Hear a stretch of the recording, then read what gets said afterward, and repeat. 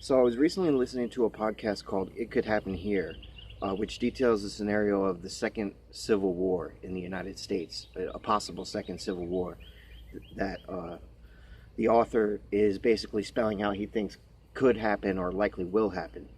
And this was recommended to me by a friend, Stephanie.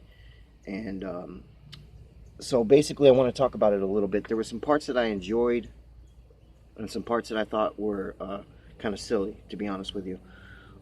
So first of all, I've been interested in this scenario for a while. I think a lot of people have since about 2015, the rise of Trump and basically the breakdown of the dialogue in this country to the point where things have just become so increasingly vicious and polarizing on both sides that it's not that hard to imagine our society breaking down into factions that no longer see eye to eye. I think the most interesting part of the podcast was him, or the most compelling part was him spelling out that the Second Civil War wouldn't look anything like the first, in that you're not going to have these contiguous maps of states that are warring against each other. You're not going to have the North versus the South or something as simple as that. You're going to have probably it's going to look like Syria, where there's various bands of rogue militias and fighting forces that are trying to overthrow the government and at the same time at war with each other. So this is much easier to imagine. The United States is divided geographically, but it's just not along contiguous borders, or maps. It's more that the urban centers tend to be more blue, whereas the rural areas tend to be more red. So the urban centers that have all the Democrats, or most of the Democrats, for the most part, are isolated from each other by large portions of rural conservative America.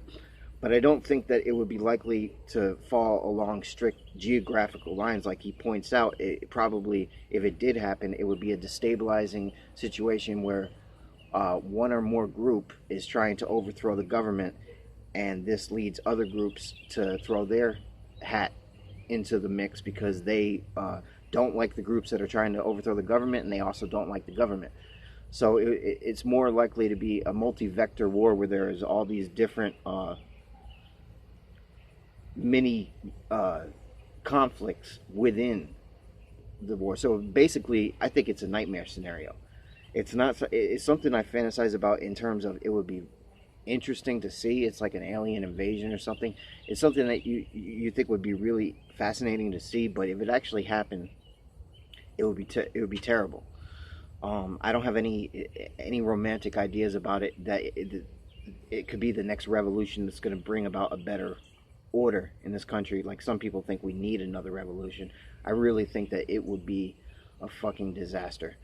If you look at Syria, that gives you a pretty clear picture of what this sort of thing looks like, and it's not really, I don't have any hope that Syria is going to end up being better off for the conflict that's going on over there. It's only going to destabilize whatever order does exist and make things worse. And it's just going to be a bunch of pointless, really bloodshed, and it's going to be a breakdown of society. And yeah, so I don't have any romantic revolutionary ideas. I really do think it would be a shitstorm. But so that was where I would give him props. He did make some good points along that line. He also, I thought, when he was talking about the American government, how the American people could potentially defeat the military, I thought he had some interesting thoughts on the logistics of guerrilla warfare, and I hadn't even really thought about the use of things like commercial drones and things of that nature. So he had some interesting things that I actually didn't expect. I was sort of surprised that he didn't bring up the possibility, because this is the go-to answer for particularly Second Amendment people. Funny enough, when they talk about they need their guns to overthrow the government if it turns tyrannical, and you say, but how are you going to beat tanks and military grade weapons with your AR-15, and they say, well, the military, a good portion of them, might defect to the side of the rebels. And so that was, I was surprised to see that he didn't actually, I don't think he did anyways, touch on that possibility that you could actually have the military defect and not be loyal to the government, or portions of the military anyway, and take their hardware with them. It's not an unlikely scenario, but I tend to be a little more cynical about things like that. I think Egypt provides a good model for what that looks like when the military takes the side of the people. What you end up with essentially is the military can't endorse the legitimacy of the dictator, but they're not going to give you democracy. They're just going to install their new military dictatorship, and that's basically the only way that they really know how to rule. I don't think the military is going to come in and install democracy, because there's no political arm to the military, and they really don't have any political ideology.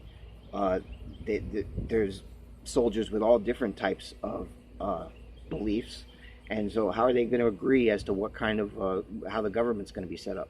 It's possible that they that they might just be patriots and come in and try to reinstall democracy, but just given and this isn't any disrespect to the men and women in the service, but just given the historical precedence of what it looks like when a military steps in during a revolution and puts their hat in the ring with a particular side, I think that what you tend to get from that is a military dictatorship. So that seems more likely to me. Where I would criticize the podcast, and it's not, the first is not even that heavy of a criticism. It's just something I got to point out, because it like I couldn't help but continue to think it as I was listening to the podcast. When it first starts off, it's like he's warning about the possibility of the Civil War and how bad it'll be. And as the podcast progresses, it sounds more and more like he really actually wants this to happen, and that he's actually just he's enjoying the fantasy of exploring this fiction scenario that he laid out. And I thought he did a good job. You might consider maybe trying to write a book or something about it, like a fiction novel.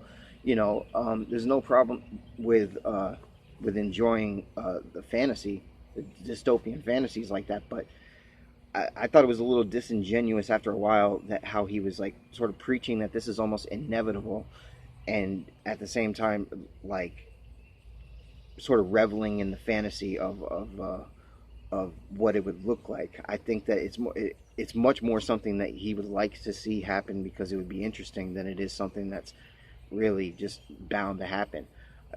I approach this sort of thing as a distinct possibility, but not the most likely scenario. I worry about it in the sense that it is possible, but I don't think that it's by any means inevitable. And the other thing I would point out is that his left wing, and I don't have a problem with, like, I have a lot of left wing ideas. I don't have a problem with people's political biases, but there's something annoying about his left wing bias in that he's particularly because he's harping on about this message about how we're too divided and too polarized, and that's part of the breakdown that's going to lead to the Civil War, and this is really the heart of the problem. And then when he's talking about, like, in episode 4, he tries to do a little positive thing on how could we prevent this and all this. He says something along the lines of, and I'm not saying that we should talk to guys like Jordan Peterson or Ben Shapiro. We should, but maybe your neighbors are conservative. Maybe you talk to them. Because he doesn't want to provide a platform for guys like Ben Shapiro and Jordan Peterson. I just think that that's ridiculous. Because, first of all, like, these are some of the most mainstream names. These guys are huge. What makes you think that you're giving them a platform? It's more like they're giving you a platform, to be honest. Second of all, they're not like the fringiest of the fringe. I know they both have controversial beliefs and ideas, and I don't really agree with Ben Shapiro on a lot of political shit. And Jordan Peterson has some wacky shit that he says, but but neither one of them is like this fringe nutcase. Like if you want to throw Alex Jones, fine, but neither one of them is like way on the fringes. They're relatively mainstream names on the right, and so if you can't even talk to them, I think that's a symptom of the very breakdown that you're talking about, but that you're also contributing to by towing the line and saying that you shouldn't have dialogue or discussions with people with an opposing viewpoint. I really think that that's counterproductive. I really do, because it's leading us continually to be more and more isolated in these ideological echo chambers where our fundamental beliefs never really get challenged. We become more and more sure of ourselves, but we become less and less capable of really analyzing those beliefs from a point of view of somebody who's not already sold. So I thought that was kind of silly on his part. And then also he talks about, like, he's like, and can't we all come together on some issues that we agree about, like global warming and taxing billionaires and the opioid crisis? Like, can't all us poor people get together and agree on these issues? And the answer is no. That's the whole fucking point, dude. What reality are you living in? No, we can't agree on those issues. Maybe the opioid crisis, that's probably the only one we can agree on. I mean, and even there, it'll end that we can agree the opioid crisis is bad. We're not going to agree on how to fucking deal with it. You know, and I know people will point out, well, actually, 70% of Americans want this social program, Medicare, this sort of thing. But the problem is that those polls can be misleading. Depending on how you word the poll, people will answer it differently. And if you ask them if they want taxes to be raised to pay for these things, they'll typically say no. And I think it's a fantasy that you're only going to be able to raise taxes on the billionaires in order to make this stuff happen. People generally want stuff, but they don't want to pay for it in polls. And the second point is, if these people were really that committed to your cause or whatever, they would be voting as such. But when they go into the voting booth, they have other priorities. So that's not going to change. So I just thought it was ironic that when he, and I agree with those issues, but I just thought it was ironic when he's like, can't we find something we agree on? 2 of the 3 issues he picked are some of the most polarizing issues out there: taxing billionaires and global warming. Shouldn't be polarizing, I don't think, but they are. And the last thing is, I also thought it was kind of ironic that he talks about in the beginning, he's like, Alex Jones is dangerous. I think his rhetoric is dangerous. I think it could be dangerous too, because of how he talks about this impending civil war and how people need to prepare for it. But I thought it was kind of ironic because that's basically what you're doing too. I know you don't actually tell people go out and make sure you get prepared because this thing is coming, but if one uses one's own mind and draws the logical conclusion of what you're saying, if you really believe that this sort of thing is going to happen, if I believed it the way that he says he believes it, I would start preparing. I mean, I'm not saying like that I'm going to, survive. People always like to laugh at doomsday preppers and stuff and like, oh yeah, you wouldn't last. But at least I'm going to try. Fuck. If I believe that a civil war is coming, I'm going to try to make some provisions for that. And they're going to look a little doomsday-ish. So I thought that speaks once again to the disingenuous nature of, really, this is more of a fantasy that you think would be interesting to see happen rather than something that you actually believe. Because he says at the end of it, something along the lines of, yeah, I actually believe that this could be an inevitability, but I'm just not going to think about it. I'm not going to worry about it. I got to live my life. Like, really? That's your response if you actually believe that a civil war is coming after you spelled out the dark details of what it could look like? I don't buy that. I don't think you really believe it's coming. I think it's more of a fantasy. And I'm not saying it couldn't happen, but once again, it's by no means inevitable. It would be kind of surprising if it does happen.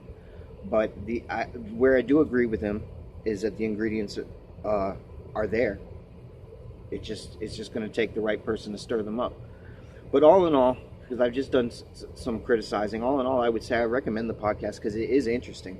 It's a interesting scenario. It's well thought out. Uh, he does some decent research for it, and I'll give him props where props are due. It's an entertaining listen. It's about 10 episodes long,